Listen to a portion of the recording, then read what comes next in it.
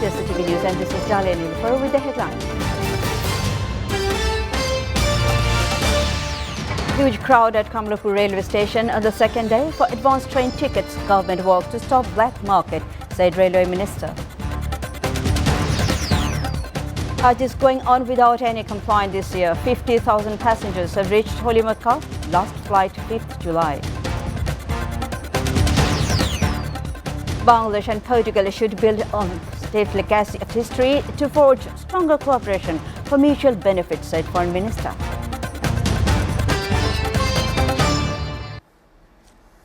Huge crowd was observed on the second day of selling advanced train tickets at Kamlapur railway station in Dhaka, marking the upcoming Eid al-Azha. Media reports revealed this information this morning. The sale of tickets for Eid journey began at 8 a.m. on the second day today. Meanwhile, admitting that online train ticket sales were poorly handled during Eid al-Fitr, Railways Minister Nurul Islam Sujan said that Eid Hollymaker is managed to purchase tickets online this time around. So far, they have not received any complaints from anywhere about the online system. Many managed to purchase tickets, he said, at a program held at Kamlapur railway station today. Hence, he said it is not possible that everyone will manage to buy tickets. However, the minister said that the government is working to stop the black market and the crisis will be ending soon.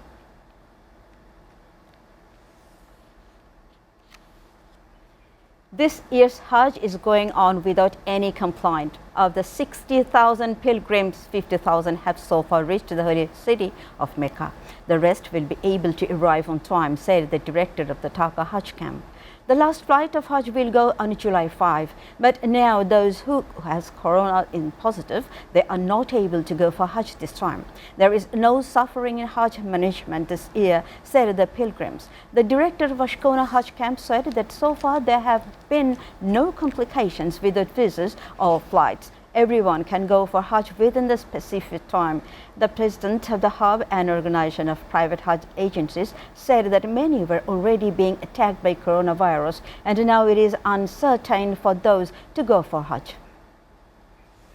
Recalling the historic linkage between Bangladesh and Portugal in the early 16th century, Foreign Minister A.K. Abdul Momen viewed that the two friendly countries should build on this positive legacy of history to forge stronger cooperation in the present times for their mutual benefit.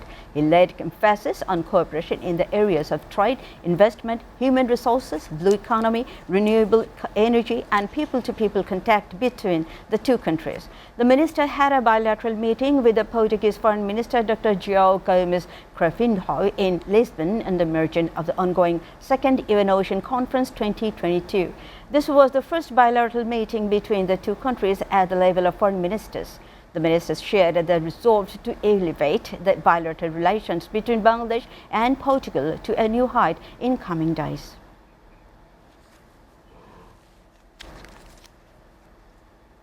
Although the river water in Sylhet has decreased a little, the water of Surma Kushiar is still flowing at 4 different points above the danger mark.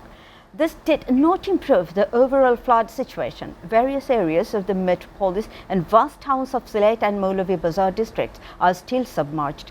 Thousands of people have fled their homes and are still living in shelters. The Sylhet Water Development Board says that river water and rainfall have started to decrease and the flood situation will also improve, but it will take a little time. In Narayanganj, buyers tend to buy animals online and from farms. In the last few years, online animal sales have increased more than ever. Last year, about 1 lakh sacrificial animals were sold online and from farms. Meanwhile, farmers of Madaripur are also busy fattening cows ahead of Eid al-Azha. Farmers in Narayanganj are attracting the attention of buyers as they are clean and the risk of virus infections diseases is low. Buyers are buying animals through live weight at the rate of Taka 450 to Taka 500 per kg. The farmers have given the opportunity to the buyers to deliver them to their homes 2 or 3 days before Eid, and the buyers are also happy. Despite the loss of 2 years due to the corona pandemic, the farmers hope to make up the loss this time.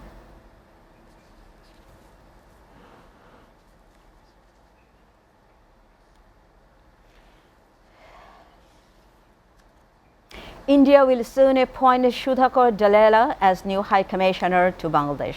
The incumbent High Commissioner Vikram Doraisamy is being tipped as Ambassador of the United Kingdom. Dalala is presently Deputy Chief of Mission in Washington, D.C. Once he served in Indian High Commission in Dhaka as political counselor. He joined the Indian Foreign Service in 1993. He began his diplomatic career in Tel Aviv, Israel, where he also acquired proficiency in Hebrew. He has since served in Indians in Brussels, Chicago, Geneva, Dhaka and Washington, D.C. Vikram Doraisamy is expected to take over as Indian envoy to United Kingdom. He will replace Ambassador Gayatri Isar Kumar, who superannuated on June 30th, 2022. Viewers, we are taking a short break. Stay with us.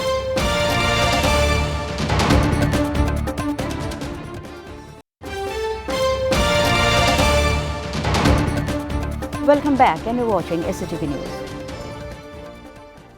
Now we move on to the international story updates. At least 5 people were killed by a magnitude 6.1 earthquake in southern Iran early on Saturday.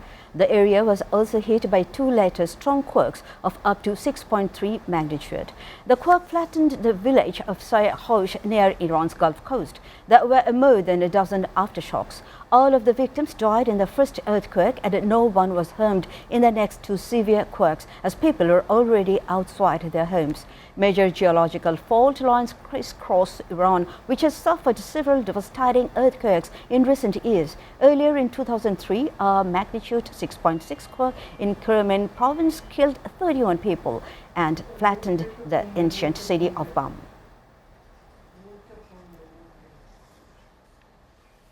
Powerful blast rocked Ukraine's Mykolaiv in the early hours of Saturday, a day after authorities said that 21 people were killed in Russian missile strikes near Odessa on the Black Sea.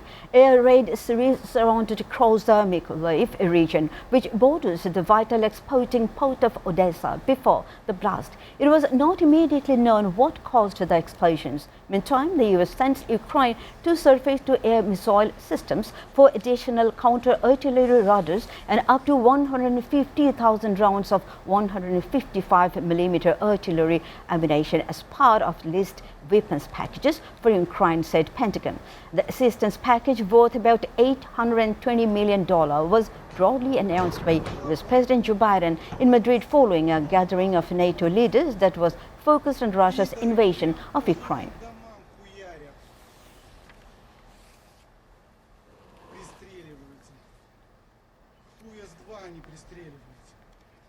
The WHO Region Director for Europe called on governments and civil society in Europe to scale up efforts to prevent monkeypox from establishing itself across a growing geographical area. He also warns that the number of cases has tripled in the region over the past 2 weeks. Dr. Hans Klug said that urgent and coordinated action is crucial to order to reverse the ongoing spread of the disease, calling Europe the origin of the virus. Nearly 90% of the total of around 4,500 monkeypox cases are from Europe. However, the WHO is yet to use the public health emergency on the outbreak. Meanwhile, demonstrations held rallies in several Spanish cities and in Rabat late Friday to protest over the deaths of 23 African migrants who died in a crash trying to enter the Spanish enclave of Melilla in northern Morocco. Thousands of protesters gathered in Barcelona, Malaga, Vigo and San Sebastian and in Melilla itself to denounce migration policies and the militarization of borders. In the Moroccan capital, a few dozen representatives of the collective of sub-Sahara communities in Morocco and associations helping migrants demonstrated and in front of the parliament calling for Rabat to stop playing the role of EU policemen. Talks between the United States and the Taliban continued in Doha earlier this week to discuss earthquake aid, the State Department said.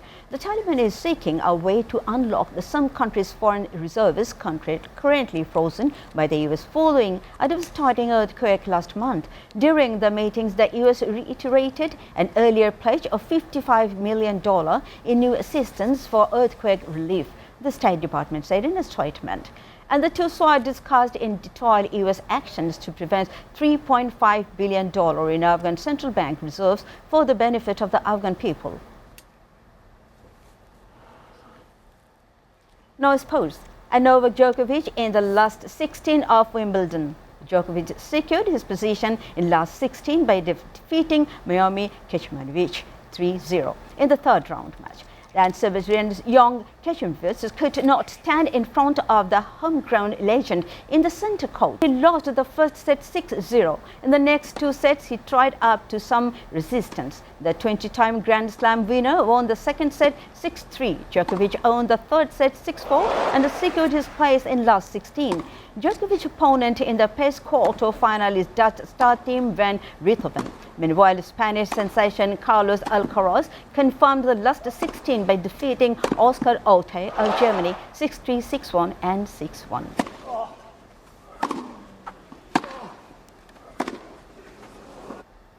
Before ending, I go through the headlines again. Huge crowd at Kamalapur railway station on the second day for advanced train tickets. Government works to stop black market, said Railway Minister. Hajj is going on without any complaint this year. 50,000 passengers have reached Holy Mecca. Last flight 5th July. Bangladesh and Portugal should build a positive legacy of history to forge stronger cooperation for mutual benefit, said Foreign Minister.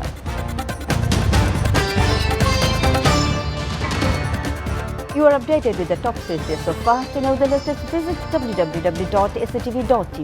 Stay with SATV.